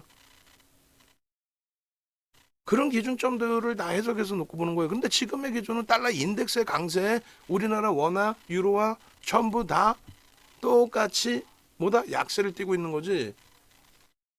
우리만 문제가 발생돼서 우리나라만 어떤 큰 문제가 발생돼서 우리나라의 원화 가치가 휴지 쪼가리가 되고 있고 쓰레기가 되고 있다? 그러면 진짜 심각하죠. 그럼 진짜 나라를 배신하고 우리가 이민 갈 거냐 그걸 고민해야지. 지금 그게 아닌데 뭔 옆에서들 말도 안 되는 소리들을 읊어대고 그것에 대해서 공포감 갖고 안 된다는 거예요. 그러면 우리는 시장 시황 하나 잘 보는 것만 해도 대박 난다 그랬잖아요. 시황 잘 보면은 대박 나는 거예요. 그래서 아까 금리 얘기할 때도 금리를 인하를 안 해. 고금리야. 고금리면 뭘 산다? 정신 나간 이상한 애들 때문에 지금 시장에서는 고금리일 때는 기술주를 사면 안 된다고 헛소리를 방송 나서 하잖아. 그래놓고 매수자에는 또 기술주를 줘요. 나 이거 뭐 어떻게 이런 얘기야? 윤종처럼 명확하게 고금리에서는 위험자산이 움직입니다. 이렇게 얘기를 해줘야죠. 그리고 원화가 강세를 띠면은 어떻게 되냐면 원화가 강세를 띠면은 외국인이 매도합니다. 계속. 외국인이 매도해서 강세를 띠는 경우도 있고 왜? 달러를 계속 원화 강세를 띠는 거는 잠시만. 나도 헷갈려. 원화 강세를 띨 때 주식시장에서는 외국인들이 많이 팔죠. 응? 왜냐면 지금 팔아서 900원만 가지고도 1달러 살 수 있거든. 응? 달러를 빨리빨리 사서 본국 송환해야 되니까. 나중에 원화가 만약에 이런 식으로 1,500원까지 가버리면 삼성전자 한 주 팔아가지고 달러 살려면 힘들잖아. 그러니까 원화 강세를 띨 때는 외국인들이 차익실을 한단 말이야. 근데 예를 들어서 이게 바닥이라고 인식하는 순간 그 다음부터는 사겠죠. 응? 환차익을 위해서. 여러 가지 그 해석 부분을 차분하게 해석을 하시면 되는데 그거를 다 알고 외우고 하실 필요는 없어요. 그건 제가 혼자 알고 있으면 되니까. 그러면 진짜 실질적으로 윤정도가 말씀드린 거랑 똑같으냐라고 했을 때 예를 들어서 21년도에 형성돼 있던 원화 가치 대비 얼마 27% 절하가 된 거죠. 1,080원에서 21년 이후에. 예? 21년 이후. 21년 이후. 자, 표 작업 하나만 해주세요. 내가 써드릴 테니까. 우리 적을게요. 여기다가 21년 1월 원화 원달러 환율 108030 1080원 30전 그죠?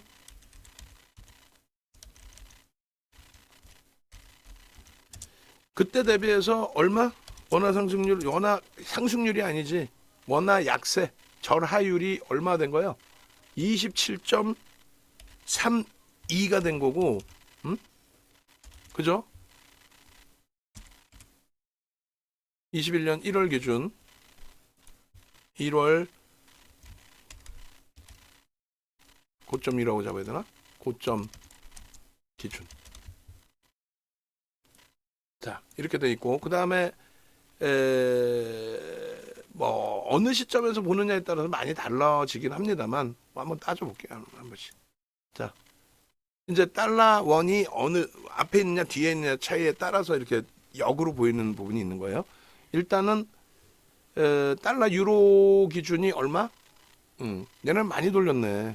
응? 그렇게 해서 비슷했었거든요. 최저점하고 비교를 해야 되겠구나. 유로,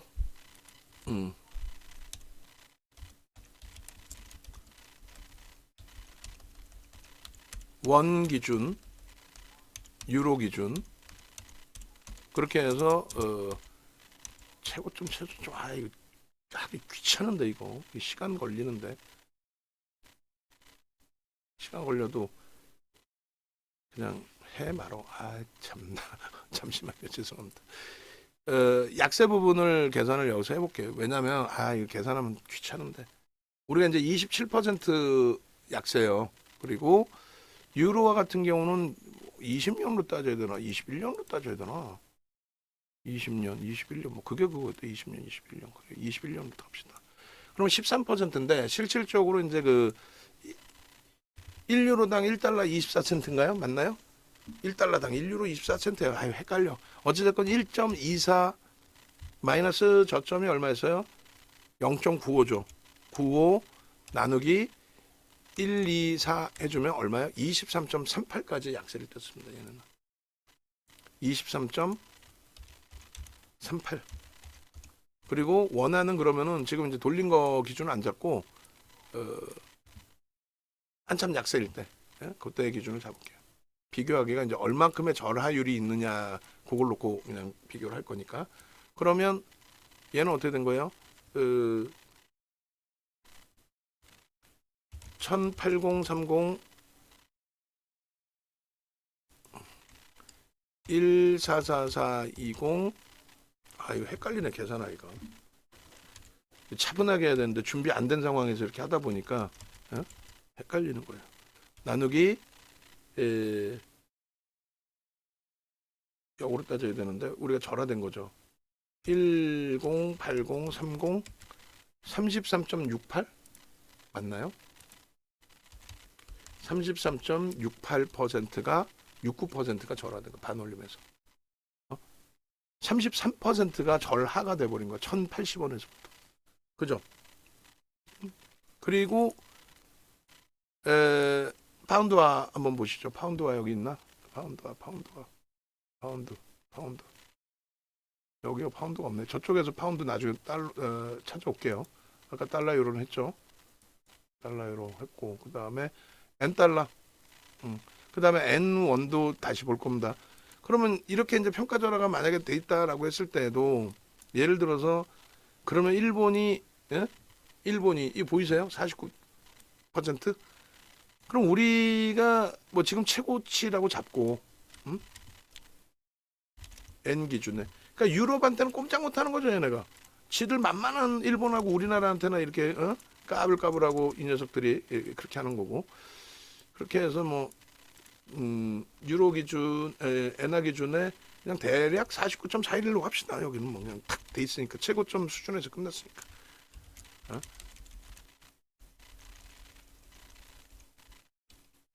그래 안 그래요? 이 정도 설명은 이해되실 거 아니에요. 그리고 파운드화도 보여드릴게요. 그러니까 절하율에 대해서 우리나라가 어떤 문제가 있어서 평가 절하가 돼 있냐 그게 아니라는 얘기를 말씀드리는 거예요. 근데 방송에서 저런 자료도 하나도 안 갖고 나오면서 그냥 막연하게 있잖아요. 아 이거 큰일 났어요. 뭐가 큰일 났니? 그럼 뭐 엄한 소리 하는 거야. 우리나라 원화가 이렇게 약세를 띠고 이거 뭐 부도 난 것 같아요. 뭔 부도가 나? 어? 그래 이제 어떤 뭐 글 보고 그러면은 이런 글도 있어요. 뭐 발렌타인 30년이 달러가 미쳐가지고 발렌타인 30년이 아유 면세가 너무 비싸. 물가는 안 뛰었나? 물가는 안 뛰었어? 물가가 더 뛰었지? 응? 네, 특히 이제 주식시장에서 환율을 얘기해야 된다라고 한다면 내 소중한 자산이 들어가야 되는 기준이 되잖아요. 그럴 땐 굉장히 중요시 놓고 해석을 해야죠. 그냥 막연하게 해석하면 되겠어? 응? 그냥 뭐 아유 뭐 발렌타인 30년 뭐 이런 거는 상관없어요. 그냥 내 마음이니까. 또 뭐 일본 엔화가 싸서 간다. 아이 그 정도도 상관없어. 근데 주식 시장에서 내 소중한 자산을 운영할 때 그런 식으로 그냥 대충 하면은 내 자산이 남아나겠어요? 안 남아나겠지. 예? 얘도 일시적으로 찍었던 뭐를 했던 간에 저 바닥을 찍을 때가 1파운드의 기준이죠. 그러면 계산해 볼까요? 저기 고점이 1.429 마이너스 1.101이에요. 나누기. 아, 헷갈리네. 그죠? 저 141로 나눠야 되는 거야. 101로 나눠야 되는 거야. 제가 볼 때는 101로 나눠야 되나? 142로 나눠야 되겠죠. 하여간에 뭐 그렇게 합시다. 28.87. 그러니까 저도 지금 솔직히 말씀드려서 어느 쪽으로 나눠야 되는지에 대해서 더 공부해야 돼. 차분히 생각하면서 지금 갑자기 뭐 뜬금없이 안 하다가 해버리니까 그렇게 해서 28.87%가 절하가 됐는데 이걸 잘 생각해 봐야 돼요. 이게 28.87이 맞는지 저기 101로 해석을 해야 되는지. 그러니까 지금 달러가 강세를 띠는 거잖아요. 그러니까 1파운드를 주면은 1달러 42센트를 줬었는데 1파운드를 주면은 1달러 1센트 뿐이 안 준 거였어. 응? 그러니까 굉장히 약세를 띈 거죠. 절하가 돼 버린 거지. 예? 그래서 그 절하율에 대해서 어느 쪽으로 계산해야 되는지 저도 차분히 생각해서 다 공통적으로 그 기준을 잡아야 되긴 하는데 결론은 뭐가 어찌됐건 결론은 엔화는 지금 50% 절하가 돼 있는 거잖아요. 현재 기준에. 이거는 지금 다 고점의 기준을 설정해 놓은 거고. 응? 그죠? 현재 기준이고. 이건 다 고점의 기준이고. 그랬을 때 가장 단순한 비교 하나를 더 해드리면 일단 어떤 뉘앙스인지 아시겠죠? 달러의 강세가 6개 통화에 대한 달러 인덱스 우리하고는 상관도 없는 거예요. 달러 인덱스의 6개 통화 대비해서 달러 인덱스가 강세를 띠는데 유로화나 파운드 대비해서는 지 마음대로 못한다. 옛날부터도 그랬던 부분을 엔화에 대해서는 지들 마음대로 한다. 그래서 예전에 엔화의 범위가 어떤 식으로 형성이 됐어요? 이때는 초강세 흐름이었지. 응? 엔화 보시면 초강세 흐름이었죠. 그래서 자동차주가 초강력한 수익을 낼 수 있었던 거예요. 자동차가. 2007년도에 예를 들어서 1달러에 120엔을 살 수 있었단 말이에요. 124엔을. 그러니까 자동차 한 대를 1달러에 팔았다고 치면 124엔 받아다가 124엔 받아다가 월급 주고 원자재 비용 쓰고 그렇게 하고 남았단 말이죠. 근데 사고는 지네가 쳐놓고 리먼 브러스 사고는 지네가 쳐놓고 결국은 엔화 가격을 지들 마음대로 강세로 전환시켜. 엔화 가격이 무슨 뭐 진짜 뭐 얘네가 안전자산이어서 엔화가 강세를 띄었어요? 말 같지도 않은 거지. 달러 인덱스를 약세로 조지면서 그 달러 인덱스 약세일 때에 어떻게 유로화나 파운드화 대비해서 뭐 어떻게 할 수가 없으니까 엔화에다가만 조진 거죠. 반토막이 난 거야 엔화가 거의. 이해되세요? 그러니까 1달러 주고 차를 팔면은 75센트 뿐이 못 받아오니까 이건 도저히 안 돼. 다만 일본이 망하지 않은 이유는 일본의 인구가 1억 3천인가요? 1억 6천인가? 1억 3천? 내수가 돼요. 수출이 둔화되더라도 내수가 돼. 그래서 인구가 1억은 넘어야 된다는 거고 우리가 통일이 되면 우리도 경제 부국이 될 수 있다. 내수 시장이 강해지니까. 그래서 견딘 거죠. 근데 미국에 수출할 땐 얘네가 도저히 안 되니까 원가가 안 나오니까 예를 들면 자동차한테 1달러 50센트에 팝니다. 그래서 한 방에 기아 현대차가 자리를 잡은 거예요. 한 방에. 삼성도 해보지 못한 슈퍼볼 광고까지 하면서 차를 한 대 사면 한 대를 더 드리겠습니다. 1+1. 사다가 실증 나면 바꿔드리겠습니다. 해가면서 완전히 가격 정량에서 최우선 우위의 기준이 잡혔잖아. 리먼 브러스 터지면서 서프라임 터지면서 3금융권을 쓰는 서민들이 식료품 마켓 가갖고 식료품을 사야 되는데 걸어갈 수는 없으니 차를 사야 되는데 그 등치 큰 애들이 몸을 줄여가면서 소형차, 중형차를 샀단 말이지. 근데 비슷한 가격이었던 일본차하고 한국차, 일본차를 선호했는데 한 방에 가격 차이가 이제는 쫓아올 수 없는 그 기준에서 지금 이 위치로 뜬금없이 엔화가 약세로 전환되고 뭐 일본이 망했다는 표현을 할 정도의 기준이 돼버립니다. 그러니까 달러 인덱스의 강세 때문에 나머지가 연동된 거다. 우리나라에 문제가 있어서의 기준이 전혀 아니다. 그렇기 때문에 지금의 원화의 약세를 가지고 즐길 수 있으면 즐겨야 될 거. 야, 원화 약세야? 야, 그러면은 수출주 사야지. 이러면 될 거를 무슨 뭐 헛소리를 하고 주식시장에 못 간다고 엉뚱한 소리를 하고 되겠어요? 글로벌 증시 나가고 있는데 경기가 안 좋아? 다시 달러가 약세로 전환되고 원화가 강세를 띠게 된다면 그때 돼서는 강달러에 맞는 업체들, 외화부채가 많은 업체들이라든가 항공주 이런 애들 그런 종목들을 들여다보면 되는 거예요. 환율 시장에 맞게. 지금은 지금의 환율 시장에 맞게 망킥하면 되는 거예요. 여기서 마지막으로 보실 수 있는 부분은 여기서 보시면 유로화나 파운드화나 원화 대비해서 엔화에 대한 약세 강세 흐름이 상상을 초월하죠. 50%, 100% 지금 100%지 저점 대비해서는. 이런 초약세의 흐름을 지네 마음대로 갖고 하는 거 아니에요. 아니 진짜 일본이 망해서 엔화가 약세야? 일본이 망해가지고 엔화가 휴지가 된 거예요? 지금 얘기하는 야 우리나라 몇 년 내에 원달러 환율에서 사상 최대 고점을 몇 년 내에 고점을 넘겼고 아니 그러니까 우리나라가 망해서 원화가 약세냐고. 아니잖아요. 그죠? 우리나라가 망해서 원화의 약세가 아니라 달러 인덱스가 강해서야. 그러니까 이때 앞부분에 변동이 확장됐을 때랑 지금의 흐름은 전혀 다르다는 거예요. 그런데 무슨 방송 나와서 헛소리를 하고 앉아있냐고. 그럼 마지막으로 원엔 환율을 한번 봅시다. 아니 뭐 엔화가 얼마나 약세길래 엔화가 약세가 풀지도 없는 소리라니까. 농담하는 게 아니라 뭘 그렇게 엔화가 약세인가? 달러 인덱스 대비 약세인 거지 우리나라 원화 대비 약세가 아니야 얘네들이. 응? 이해되세요? 2015년도 수준의 환율이야. 2015년도에도 윤정도 일본 맨날 놀러 다녔어. 놀러 다니는 게 아니라 사업하러 갔어. 공부하러 갔어. 놀러 갔다 하면 안 되지. 농담이 아니라 머릿속에 일본이 가득 차 있는데 학교를 거기서 5년을 다녔고 환율을 모를까 봐?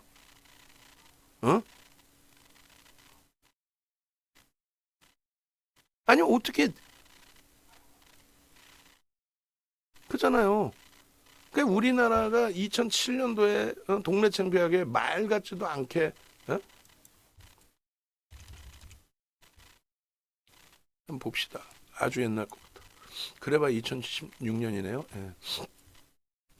예를 들어서 2007년도 그리고 2008년도죠. 리먼 터졌을 때 우리나라 화폐가 휴지가 된 거예요. 우리나라 화폐가 휴지가 돼가지고 그러니까 지금 그 기준 이외에 우리나라 화폐가 2007년도에 저 휴지가 되기 전에 엔화하고의 그 환율이 900원 이하였던 적이 있었니라고 했을 때 있었다고. 있었어요. 2007년도에 좋았잖아. 우리나라도 좋았잖아. 막 화랑이고 난리 났었잖아요. 그때 뭐, 어? 100엔당 700엔이었네. 응? 100원당 700원. 740원만 주면은 100엔 샀어. 지금은 900원이나 줘야 사는 거예요. 그 기억도 안 나는 사람들이 엔화가 약세해서 간다? 아니지. 이때로 회귀가 돼도 만약에 2007년도로 돌려놔도 이때는 2007년도 아까 우리 그 원고 작업하신 분이 올려주셨잖아. 2007년도에 얼마예요? 3,450원이야. 3,500원. 응? 그러면은 그냥 똑같이 그냥 환율 10배라고 합시다. 그냥 뭐 몇백 원 차이 나는 그냥 10배라고 합시다. 그러면 이때 당시에는 1시간 일해가지고 3,480원 우리나라에서 짜장면 한 그릇 먹었을걸?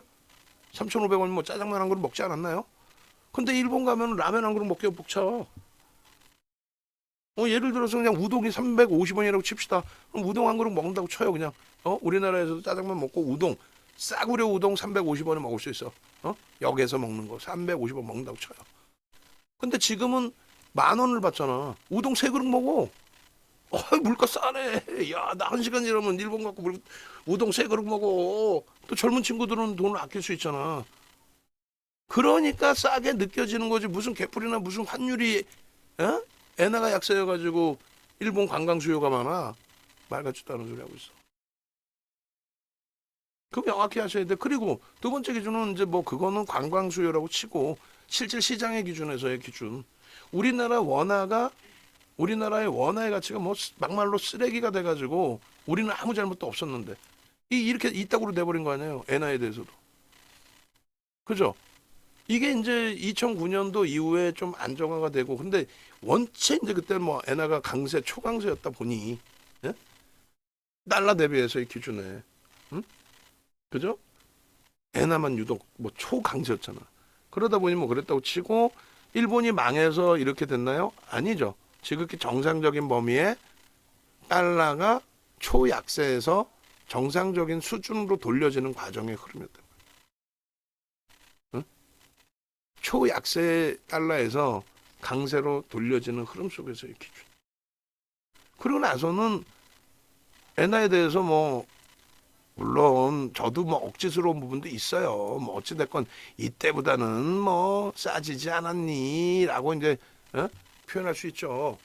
근데 뭐 저 꼭지를 찍은 거는 일시적으로 찍었던 거지 저렇게 계속 유지됐던 것도 아니잖아. 하여간에 뭐 그 따지기에 따지는 걸 떠나서 결론은 엔화의 초약세 부분은 엔화 자체 문제도 아니고 달러의 강세 정책에 따른 것이다. 그 내용하고 두 번째 기준 우리나라의 원화의 약세 기준이 그게 문제가 될 내용이다? 전혀 아니다. 근데 시장에서 누군가가 떠들어댄다면 그건 신경도 쓰지 않으셔도 된다. 그 내용으로 말씀을 드리는 거예요. 그 정도까지만 이해를 하셔도 충분합니다. 그리고 원화와 엔화의 그 비교 기준을 놓고 따지실 때에도 똑같은 기준으로 해석하셔도 무리수가 없습니다. 상대적으로 뭐 엔화가 약세다? 우리나라보다? 엔화가 약세여서 뭐 관광객이 많다? 그러면 좋네. 해석하기도. 달러 대비 원화가 너무 약세하고 뭐 이건 큰일 난 거고. 큰일 난 게 아니잖아. 우리는 엔화보다 더 강세인데. 근데 일본은 어떻게 돼 있어요? 지수가. 일본 지수는 또 상상을 초월하죠. 상상을 초월한다. 그래서 방송에서 이걸 어떻게 다 얘기를 다 어떻게 이거를 아이고 큰일 났다. 그냥 방송에서 슝슝슝 넘어가고 영상 오셔서 보세요라고 말씀드리겠네. 됐죠. 그래서 결론은 요 기준의 원달러 환율까지의 기준, 어? 원엔 환율 뭐 이런 거 다 여러분들이 진짜 차분차분하게 생각을 해보셔야 된다라는 말씀 드리는 거예요. 어? 아, 하나만 놓고 보면 안 되겠구나. 다 봐야 되는구나. 근데 아유 다 보려면 내가 지금 또 어떻게 또 공부를 하니? 아 윤정두가 이렇다고 그냥 믿고 넘어가면 되겠구나. 어? 윤정두를 믿으면 되는구나. 그냥 믿어 의심치 않구나. 끝. 어? 그리고 누가 옆에서 뭐라 그러면은 그 사람을 데리고 오세요. 다 설명을 해드릴 테니까. 어? 특히 어디 뭐 만약에라도 자산들이 좀 많이 있으시기 때문에 두 군데, 세 군데, 막 네 군데 이렇게 가입하신 분들도 솔직히 계세요. 그죠? 그쪽에서 이상한 애들이 뭐 엉뚱한 소리 하고 그러면은 데리고 오세요. 강연에. 아주 그냥 아야 소리도 못하게 만들어 버릴 테니까.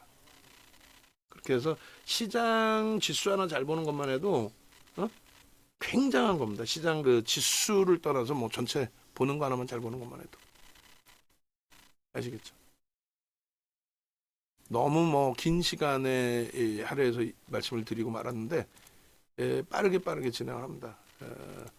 나머지 이제 우리 종목 많이 이제 비중을 줄여놓고 종목을 압축해놔서 보기에도 편해요. 오늘 같은 경우에도 얼마나 훌륭하고 행복합니까? 삼성전자, 하이닉스. 결론적으로 지금 삼성전자의 사상 최대치 신고가 랠리라고 해도 무방하다. 5만 원 이상에서 거래, 9만 원 이상에서 거래가 며칠? 4일. 달달 외우셔야 돼요. 누가 그래서 옆에 뭐라면 야 이 녀석아! 삼성전자가 9만 원 이상에서 거래된 게 달랑 4거래일이고 9만 원 하루 딱 찍은 날하루 있어서 5일인데 8만 5천 원 넘긴 날도 거의 없는데 8만 5천 원 보여드려? 8만 5천 원을 넘긴 날 한번 봅시다. 얼마나 있는지. 8만 5천 원 주간 단위에서 땡겨서 볼게요. 몇 주나 되는지 한번 봅시다. 수년 동안에 8만 5천 원 넘기고 주간 단위 하나 둘 셋 넷 다섯 여섯 일곱 여덟 뭐 몇 개나 됐. 아유 진짜 8만 원 넘긴 자체가 8만 5천 원 8만 5천 원 넘긴 자체가 거의 없어. 8만 6천 원으로 하면 더 없어. 응? 그잖아요. 일봉으로 볼까? 일봉 21년도 일봉. 자 8만 5천 원 한번 찍어봅시다. 8만 6천 원 이번에 고점 얼마였어? 8만 6천 원. 8만 6천 원 넘긴 게 얼마나 돼? 며칠이나 돼? 근데 이 사상 최대치 고점 행진의 지금 그 흐름 속에서 한 주도 안 갖고 있던 사람들이 엉뚱한 이상한 소리 하는데 여러분들이 현혹되시잖아. 삼성전자 못 가요. 뭐 어째요, 저래요, 이래요. 얘가 아니면 누가 갑니까? 얘가 못 가면 누가 가? 이게 일봉이거든. 8만 6천 원 이번에 8만 6천 원 찍었잖아요. 8만 6천 원 넘긴 날짜가 하나, 둘, 셋, 넷, 다섯, 여섯, 일곱, 여덟, 아홉, 열, 열셋, 열넷, 요날 하루 꼬리 달린 거, 열넷, 열다섯, 요날은 딱 8만 6천 원 찍었어. 열다섯, 요날 딱 8만 6천 원 찍었어. 요날은 열여섯, 열다섯, 열여섯, 열일곱, 열일곱에 이틀 더 있어. 8만 6천 원 넘긴 게 17거래일하고 이틀 더 있어요. 이해되세요? 지금이 사상 최대치인 거야. 저기서 사신 분들이 지금까지 뭐 손절 안 하셨을까? 혹은 지금까지 삼성전자를 왜 손절해? 추가 편입해서 단가를 낮추셨겠지. 그럼 눈누난는 행복한데도 한 주도 안 갖고 있는 사람들이 아이고 삼성전자 어떻게 하나? 아이고 또 삼성전자 밀리네. 사상 최대치 고점 찍고 밀리는 거예요. 지수는 개뿔 3,300에서 지금 얼마냐고. 2,700도 깨졌는데 다시. 천하의 사상 최대 이 고점 행진을 하고 있는 이 훌륭한 삼성전자를 우리처럼 비중을 갖고 하면서 행복해 할 수 있어야죠. 얼마나 행복해요? 행복하시잖아. 나는 행복한데. 이 수급 범위 보면서 행복함을 가져가시고 하이닉스 마찬가지입니다. 우리나라 쌍끌이 순매수 1위 사상 최대치 지금 신고가 랠리. 한미반도체 저평가에 아니에요. 어마어마한 고평가입니다. 고평가에도 불구하고 우리는 편입의 설정 범위를 가져갈 수밖에 없는 그런 종목으로 해석을 합니다. 너무너무 좋은 위치에서의 기술적으로. 이거 힘들면 뭘로 보시라고 그랬어요? 로그 차트로 놓고 봅니다. 아까 미국 차트 로그 차트로 해놨지. 이걸 로그 차트로 보는 거예요. 로그 차트로 봤을 때 한미반도체가 지금의 상승률이 야 이거 너무 많이 올랐어요. 이거 한미반도체가 어떻게 이렇게 많이 올랐는데 이걸 여기서 사라 그래요? 변동률 봐보세요. 뭐가 올랐어? 작년 상반기가 더 큰 장대항봉이 있는데 주간 단위에서 이 퍼센테이지 차트거든요. 요 가장 크죠. 얘가 70% 올랐어. 물론 시가총액이 졌다고 이따고는 다르지만 그래도 퍼센테이지상 그렇게까지 가파른 게 아닌데 뭘 걱정을 하시나. 여기서부터 여기까지의 그 상승 각도하고 수급 범위하고 이번에 수급 범위하고 상승 각도하고 로그 차트로 보세요. 현대차 얘도 실질적인 뭐다? 사상 최대치의 고점의 기준이다. 26만 원 넘긴 게 얼마 없어요. 26만 1,000원 이번에 고점이잖아. 26만 1,000원 넘긴 게 주간 단위에 몇 번이나 있었어?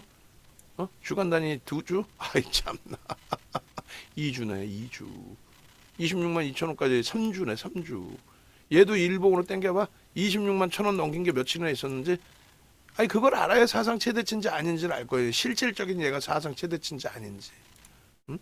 26만 1,000원을 넘긴 게 거래일수로 며칠? 매우 중요하다니까. 3, 4, 5, 6일? 정확히 따져봅시다. 하나, 둘, 셋, 넷, 다섯, 여섯, 일곱, 여덟? 얘는 뭐야? 여덟. 26만 500원 못 넘겼죠. 8거래이네. 26만 1,000원을 넘긴 날은 딱 8일 뿐이 없네. 8일 뿐이 없는데 무슨 얘는 그러면 우리나라에서 가장 센 애야. 삼성전자, 하이닉스, 현대차, 기아는 전부 사상 최대치 신고가를 올리기 때문에 가장 센 애예요. 근데 지금도 걔네한테 손가락질을 하려고 그러고 가장 세게 간다는 건 뭡니까? 가장 강력하게 갈 수 있을 만한 내용이 있다라는 거죠. 소형 잡주가 아닌 극대웅주에서. 그러니까 한미 반도체까지도 볼 수 있는 거예요. 기아 이거 지금 사상 최대치 고점 찍고의 흐름이에요. 눌림목. 그리고 LG와 하여간에 말씀드린 것처럼 비중을 더 줄일 수도 있다는 거 염두에 두시고, 안타까운 게 KB금융과 한국전력의 흐름이 좀 굉장히 많이 맞았어요. 그런데 한국전력 지금 수급은 무난합니다. 아직까지는 문제가 될 바는 아니에요. 그래서 일단은 긍정적으로 해석하면서 대처한다. 비중만 잘 조절을 해서 대처한다. 자, 이수페타시스입니다. 오늘 결국은 윤정두 계산하고는 또 틀리네요. 그죠? 프로그램 쪽의 매도 부분이 외국인으로 잡히고 기관이 좀 샀을 거라고 해석을 했는데, 기관이 매도를 하고 외국인과 개인은 샀어요. 근데 이제 기관이 그러면 어디서 팔았는지를 한번 따져보면, 사모펀드에서 팔았는데 크게 의미 있나요? 투신 팔았는데 의미 없을 것 같은데, 이것 때문에 어떤 문제가 되거나 추이 추세가 못 움직이는 추이 추세가 된다 그러지는 않을 것 같고, 두 번째로는 매도와 매수를 놓고 보는 거예요. 그죠? 매도와 매수를 놓고 보는데, 일단은 매도 부분의 외국인과 기관 관여도 부분, 그리고 매수 부분의 외국인과 기관 관여도 거의 비슷하겠죠. 합산했을 때 76만 주. 그럼 대략적으로 20%는 채 안 되지만은 15% 이상의 관여도가 지금 형성돼 있다는 거예요. 주가가 눌림목 받는 요 흐름. 와장창 무너지는 것도 아니고 잘 방어해서 가져가는 요 흐름. 그렇게 해서 이제 프로그램의 대부분의 물량은 외국인으로 추정치가 잡혔고, 그 프로그램 이외에 외국인들 수급이 좀 일부 있었던 것 같고, 그죠? 수급 나쁘지 않네요. 그 시간 내에서 지금 움직임이 소폭의 강세, 0.6% 소폭의 강세 형성하고 있는데, 그럼 월요일날 특별한 문제만 없다면 갭상승이 살짝 나올 수 있다.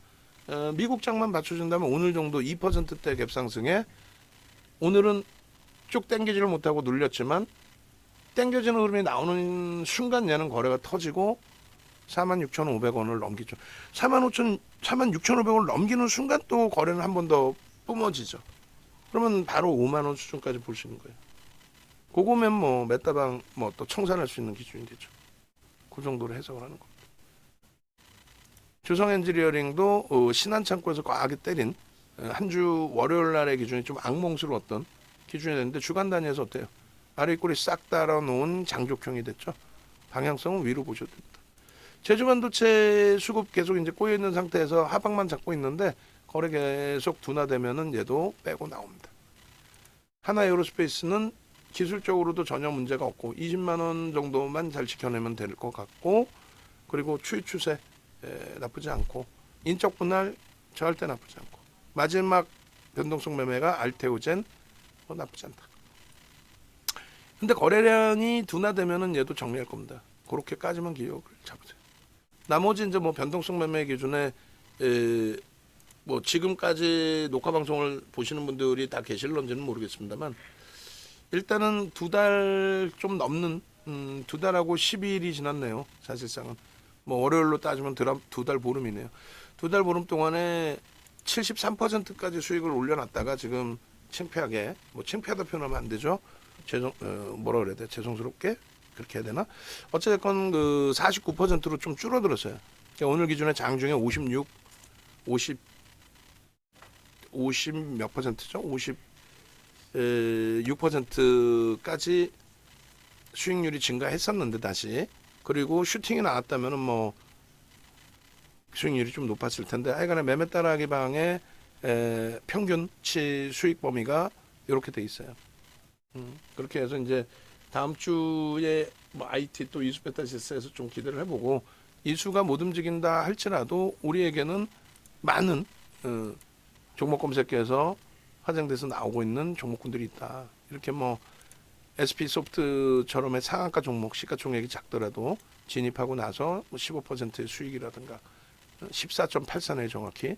그리고 오늘 기준에서 지금 이제 그 매도 신호가 나와서 전부 이제 없어져 버린 종목군들이 되겠습니다만 오늘 기준에 종목 검색기에 포착되고 뭐 이런 식의 어마어마한 이거 위메이드 아니에요. 급해서 뭐 이렇게 한 거는 이해를 하는데 LS 일렉트로닉 진입 이후에 16% 탈퇴 신호 명확히 나왔죠. 마찬가지로 SP 소프트 진입 이후에 15.54%의 수익. 그리고 그 밖에 지금 뭐 많은 종목군들이 있어요. 풍산 진입 후에 7.47. 얘도 탈퇴 신호 나온 거 캡처를 해서 원고만을 위해서 쓰는 게 아니야. 지금쯤 만들어져 있으면 뿌려야 된다니까. 풍산의 기준에 얘 또 탈퇴 신호 나온 게 없나? 그거 컴퓨터마다 설정을 잡아가지고 보셔야 돼. 그렇게 해서 탈퇴 신호까지 나옵니다라는 거를 보여드리기 위함이다라고 내가 설명을 드렸잖아. 그럼 그때 남아있는 종목이라도 빨리 클릭을 해놓으면 차트는 살아있는단 말이야. 종목은 없어지더라도. 똑같은 얘기를 이게 굉장히 중요한 거니까 말 그대로 막말로 종목 검색기 마케팅 뭘로 할 거야? 안 보여지는데 탈퇴 신호가? 그 보시는 분들은 야 이거 봐라 진입하고 수익 난 것만 올렸지 야 고점 대비 박살 났고 마이너스까지 내려갔는데 손실이잖아. 그게 무슨 마케팅이야?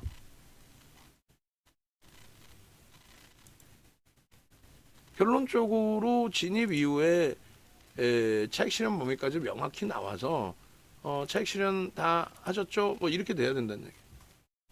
예를 드는 거예요.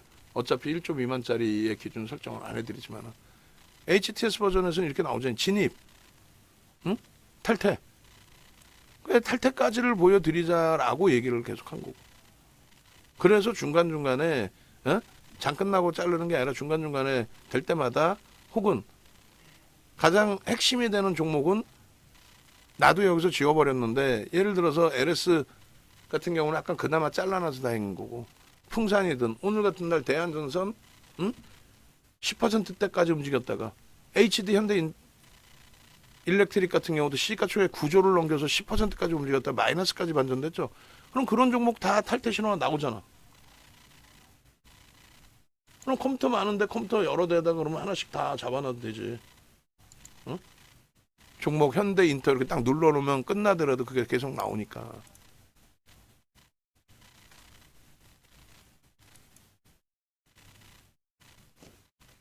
이렇게 해서 탈퇴 신호까지 나옵니다. 그렇게 해서 외부에 계신 분들 합류하시고 주말 뭐 우리 VVIP 회원님들 주말 잘 보내시고 강연에 이제 오시는 분들께서는 이제 강연에 특급 정보 또 받아가시고 매번 작년 4번의 강연회 할 때마다 초대박 2월달에 에코프로 2월달에 에코프로 그때 얼마였지? 25만원 30만원 했나요? 4월 1일날 에코프로 그때는 얼마였죠? 50만원이 안 됐을까? 45만원 정도. 그러고 나서 4월 11일날 82만원 찍었죠.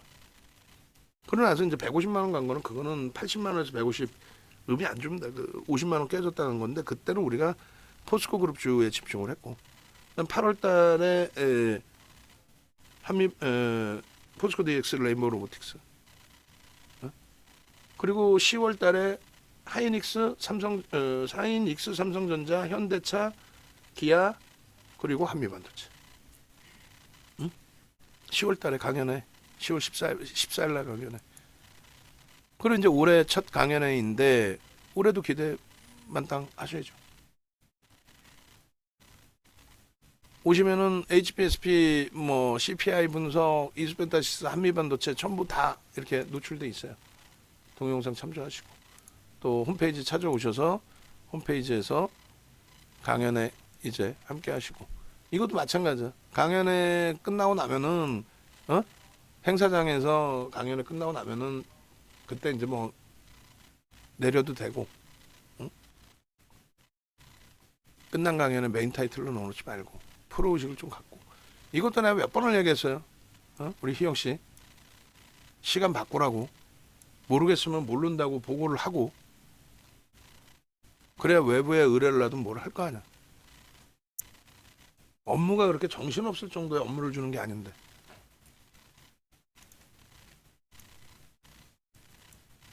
VVIP 방으로 가급적으로 오셔가지고요 함께 하시고 이번 강연의 기준에서는 이제 HTS 버전에 대한 혜택 부분하고 또 메타방 관련된 내용하고 뭐 이런 기준으로 진행을 할 겁니다. 고생들 하셨습니다.